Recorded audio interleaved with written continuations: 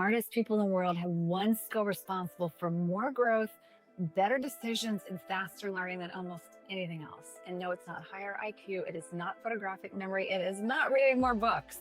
In fact, you may not have even heard of it. But if you do learn this one skill, you'll learn faster than the average person. You will make better decisions, and you'll start repeating the same mistakes over and over again, because you'll become aware of the blind spots and the hidden beliefs that have been running your life that you don't even realize.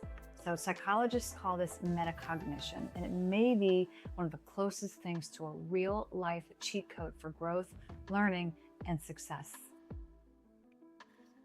Charlie Munger, he was a longtime business partner of Warren Buffett, was known for something unusual.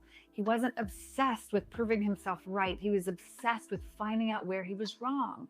In fact, he often said that one of the keys to success was learning to destroy his own ideas before someone else did. And before making a major decision, he would always ask himself questions like, what am I missing? How could I be wrong? What would someone else say if they disagreed with me? Think about that.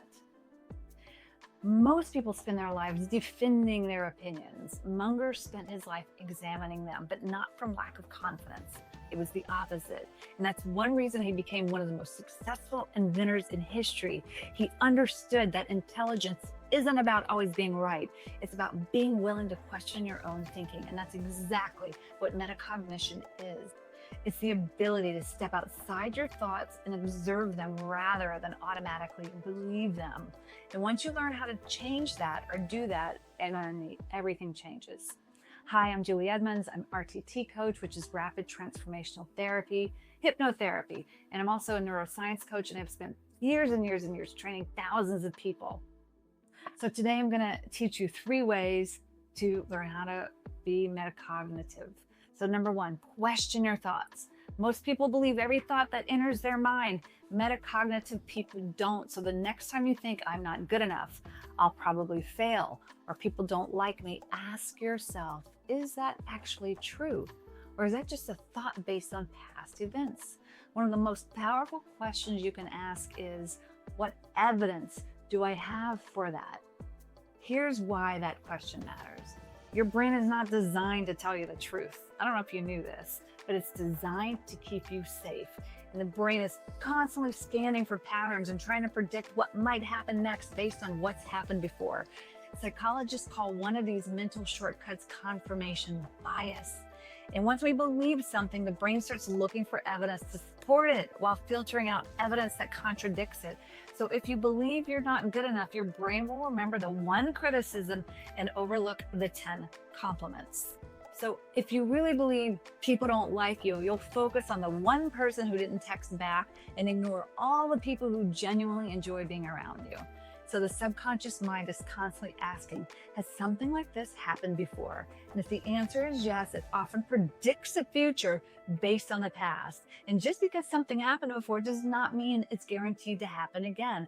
That's why metacognition is so powerful. It allows you to pause and ask, is this reality? Or is my brain simply replaying an old prediction based on past experience? Because thoughts are not facts, they are mental events. And the moment you begin questioning them, you stop believing and being controlled by them. Okay, number 2, examine your assumptions. Most of our decisions are based on assumptions we rarely stop to examine. Assumptions about money, about relationships, assumptions about success, assumptions about ourselves. Most of our decisions are based on assumptions we rarely stop to examine. The dangerous thing is most assumptions don't feel like assumptions. They feel like facts. I had a client who kept saying she wanted to make more money. But every time an opportunity showed up, she'd hesitate. She'd procrastinate.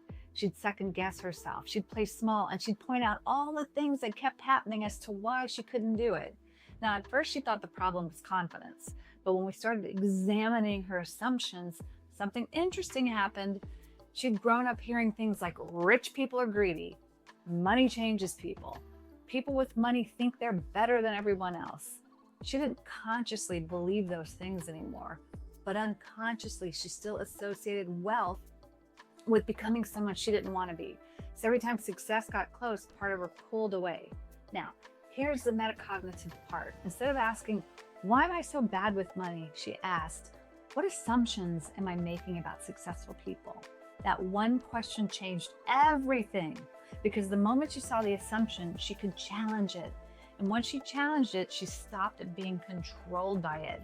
And that's why metacognitive people ask questions like, what if that's not true? Where did I learn that? Am I assuming right now something different? Sometimes a single question can uncover a belief that's been running your life for years. Now, before I get to step 3, if you really like this content, please subscribe below, share it with a friend if there's someone that needs to hear this. And you can click on some of the links below. I have some meditations and an ebook. Okay, number 3, reflect before you repeat. This is where most of the growth happens. After a conversation, a failure, some success, or even a difficult situation, don't just move on. You got to pause and ask yourself, what worked, what didn't, what did I learn, and what would I do differently next time? And most people just repeat experiences.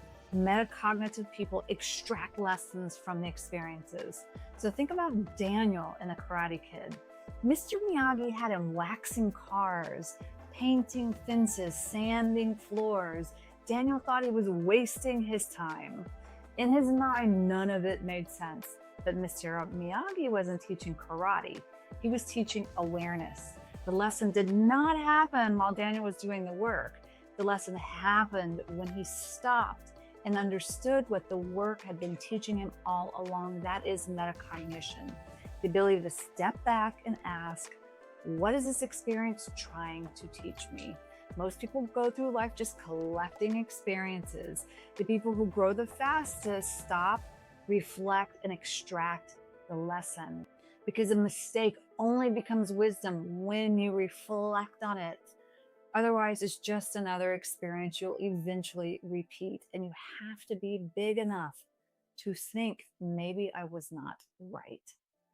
Now, here's a mantra for you. I am aware of my thoughts.